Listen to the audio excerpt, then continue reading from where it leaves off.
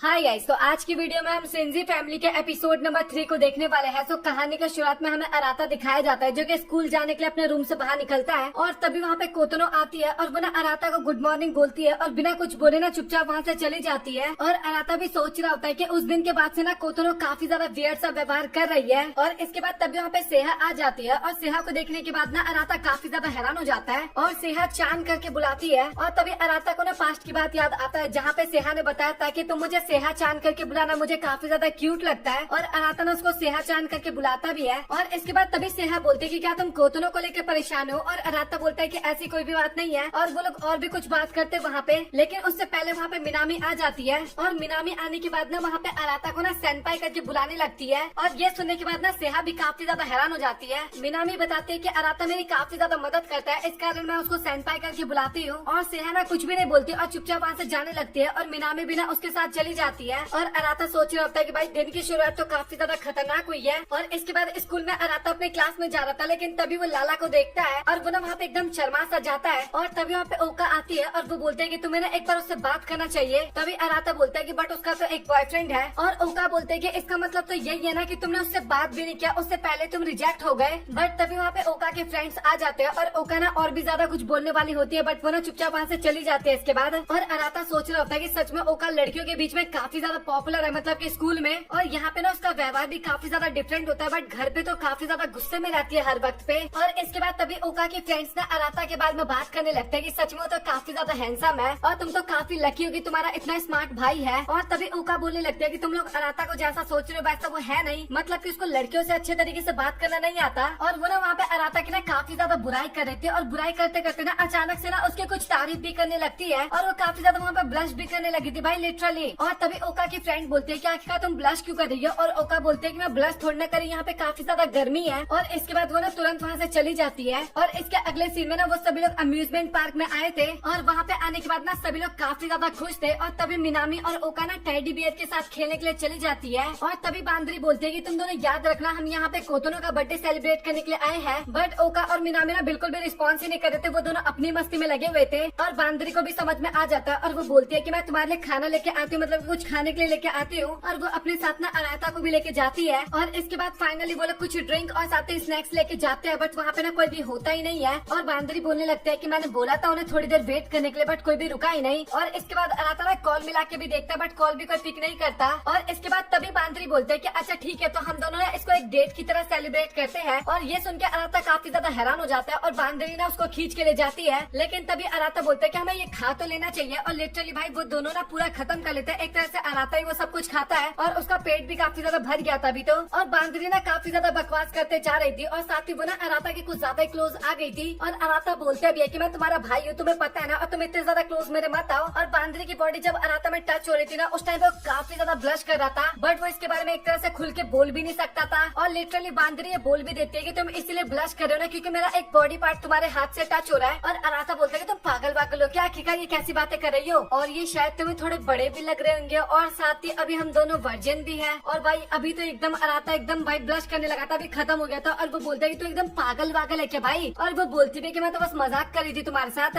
और इसके बाद बांदरी और अराता चलने लगता है, जहाँ पे बांदरी बताता है कि तुम्हारे साथ एक काफी सुंदर सी लड़की चल रही है, इस कारण सभी लोग तुम्हारी तरफ देख रहे हैं। और इसके बाद अराता भी अपने मन में सोचने लगता है कि एक तरह से देखा जाए तो बांदरी का कहना कोई गलत नहीं है, मतलब कि उसकी सभी बहनों में से ना एक तरह से बांदरी ना सबसे ज्यादा क्यूट और सबसे ज्यादा सुंदर भी है। और वो अगेन बोलती है कि क्या तुम मुझे टच करना चाहते हो। और फिर से भाई अराता की ना आवाज ही निकलना बंद हो जाती है। और फिर बांदरी बोलते हैं कि सच में तुम काफी ज्यादा फनी हो। और इसके बाद वो दोनों एक राइड पे जा रहे होते हैं, जहाँ पे बांदरी ना सीढ़ियों पे ऊपर चल रही थी और अराता कुछ गलत चीज ना देख लेना, इस कारण ना भाई वो अपना शकल घुमा लेता है। और इस कारण ना अराता सीढ़ियों पे गिर भी जाता है। और बांदरी बोलती भी है कि तुम्हें थोड़ा ढंग से चलना चाहिए अराता, और अपना हाथ आगे बढ़ाती है उसको उठाने के लिए। और इसके बाद वो दोनों हमें रोलर कोस्टर पे दिखाए जाते हैं, जहाँ पे अराता बेचारा तो काफी ज्यादा डरा हुआ था। फिर इसके बाद ना हमें एक फनी सीन क्या दिखाया जाता है, जब अराता कॉल लगाता है ना तो भाई बाकी लोग एंजॉय कर रहे थे, और जब बाकी लोग कॉल लगाते हैं तो अराता और बांदरी एंजॉय कर रहे थे। और काफी ज्यादा टाइम हो जाता है और वो दोनों ना एक दूसरे को ढूंढते ही रह जाते हैं, मतलब कि। और कोतनो ना वहाँ पे थोड़ी हमें उदास नजर आती है। और तभी ओका बोलते हैं कि क्या तुम ठीक तो हो ना कोतनो। और इसके बाद वो बोलने भी लगते हैं, यहाँ पे हम कोतनो का बर्थडे सेलिब्रेट करने के लिए आए थे, बट अभी तो हम चोर पुलिस का गेम एक तरह से खेलने लगे हैं, मतलब कि एक दूसरे को ढूंढ रहे हैं बस।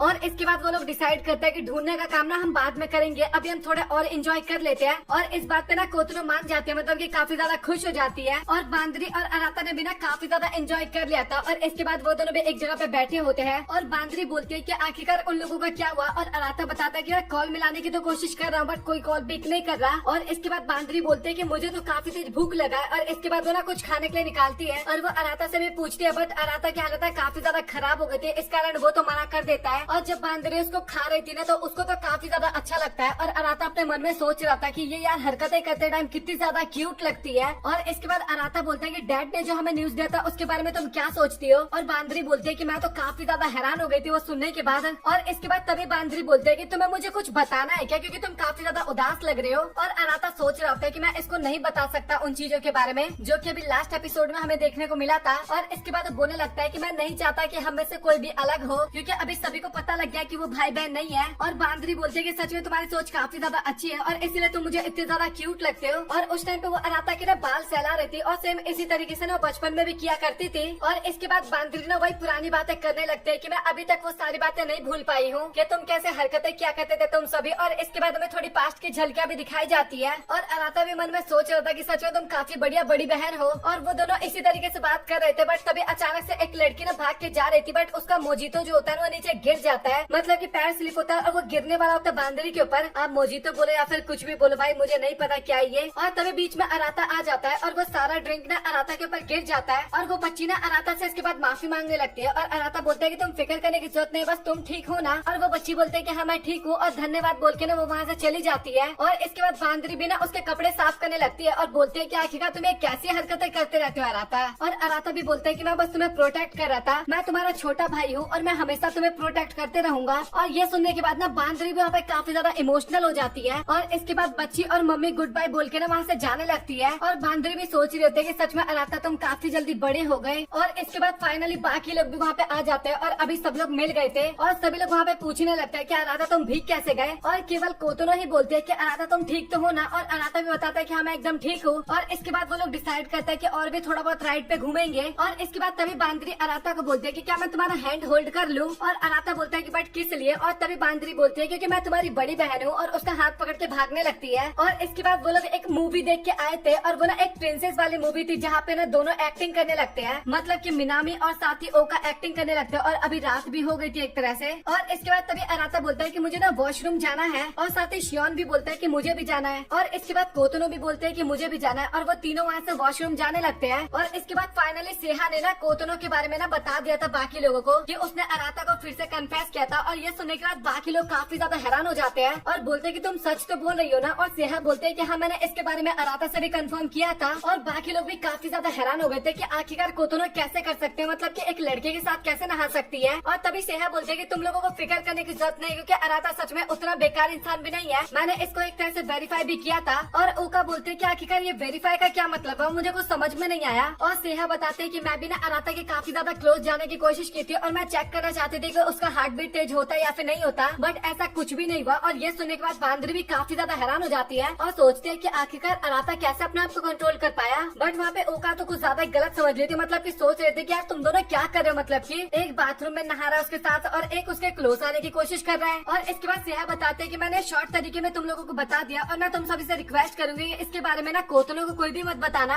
और बाकी लोग भी बोलते हैं कि हाँ तुम फिक्र बिल्कुल भी मत करो। और तभी मिनामी बोलते हैं कि हमें ना इसका एक तरह से समाधान भी निकालना होगा और उनको समझ में नहीं आता कि आखिरकार उन्हें क्या करना चाहिए। और इसके बारे में ना वो लोग ओका से भी पूछते हैं और अभी ना एक तरह से ओका को भी समझ में आ गया था कि अराता गलत नहीं है। गेमिंग रूम में भी कोतोनो ने कन्फेस किया होगा अराता को, बट मैंने वहाँ पे गलत समझ लिया और साथ ही अराता ने मुझे समझाने की भी कोशिश नहीं किया बिल्कुल भी। और वो लोग अभी काफी ज्यादा पछता रहे थे एक तरह से। और तभी सेहा बोलते हैं कि कोतोनो को तो अभी ये भी पता लग गया कि हम सगे भाई बहन नहीं है, अभी तो उसके इमोशंस और भी ज्यादा जगने वाले हैं इसका मतलब। और तभी बांदरी बोलते हैं कि तुम लोगों को ना इतना ज्यादा फिक्र करने की जरूरत नहीं है, ऐसा कुछ भी नहीं होने वाला। और साथ ही मैंने डैड से इसके बारे में बात भी किया था, मतलब कि हम सभी के बारे में बात किया था। और अभी हमें ना कोतोनो के ऊपर छोड़ देना चाहिए, आगे जाके उसको समझ में आ जाएगा इसके बारे में। और इसी तरीके से ना वो लोग और भी काफी ज्यादा बातचीत करते हैं, बट तभी वहाँ पे बाकी लोग आ जाते हैं। और इसके बाद वो लोग डिसाइड करते हैं कि आखिरकार हमें और कहाँ पे जाना चाहिए। और मिनामी बोलते हैं कि हमें ना घोस्ट अपार्टमेंट में चलना चाहिए। और इसके बाद वो लोग वहाँ से भी आ जाते हैं और उनको ना काफी ज्यादा अच्छा लगता है। और इसके बाद तभी अराता ना कोतोनो की तरफ देखने लगता है और वो सोचता है कि अभी कोतोनो ना पहले से बेटर हो गई, मतलब कि अभी वो समझ गई होगी। और साथ ही वो ना अपने डैड की बातों को भी याद करने लगता है कि अभी वो लोग सगे भाई बहन नहीं है एक तरह से। और वो बताता है कि पहले तो मुझे इस बात पे यकीन ही नहीं हुआ। मुझे लगा कि डैड कोई मजाक कर रहे हैं और डैड इस बात की फिक्र कर रहे थे कि हम सभी में दरार आ जाएगा, मतलब कि भाई बहन के रिश्ते में। बट चाहे जो भी रीजन हो, बट इतने सालों तक इसको छिपा के रखना है सच में काफी ज्यादा डिफिकल्ट काम था डैड के लिए। और डैड आप फिक्र बिल्कुल भी मत करो, हम कुछ भी चेंज नहीं होने देंगे। और इसके बाद सभी लोग वहाँ पे फायरवर्क्स देखते हैं और सभी को ना काफी ज्यादा मजा आता है, मतलब कि बहुत ज्यादा एंजॉय करते हैं। और इसी के साथ ये एपिसोड यहाँ पे हो जाता है खत्म। तो आप लोग कमेंट सेक्शन में बताओ कि आप लोगों को आज का वीडियो कैसा लगा। और भाई अचानक से पता नहीं कैसे ताकमिस्तान आज ही आ गया, मैंने ऑलरेडी अपलोड कर दिया होगा। अगर आपने वो वॉच नहीं किया तो जाके वॉच कर लेना। मतलब कि ताकमिस्तान के आने का दिन ना वेडनेसडे था, बट अचानक से आज आ गया। तो भाई मैंने वीडियो बना दिया, हाँ थोड़ा टाइम लगा बट मैंने बना दिया। वो मैंने पहले अपलोड किया और इसके बाद मैंने सिंजी फैमिली अपलोड किया। तो अगर आपने वो वॉच नहीं किया तो जाके वॉच कर लेना। और अगर आप लोगों को आज की वीडियो पसंद आए तो वीडियो को लाइक करके चैनल को सब्सक्राइब कर देना। सो मिलता है आप लोगों से अगली वीडियो में, तब तक के लिए गुड बाय।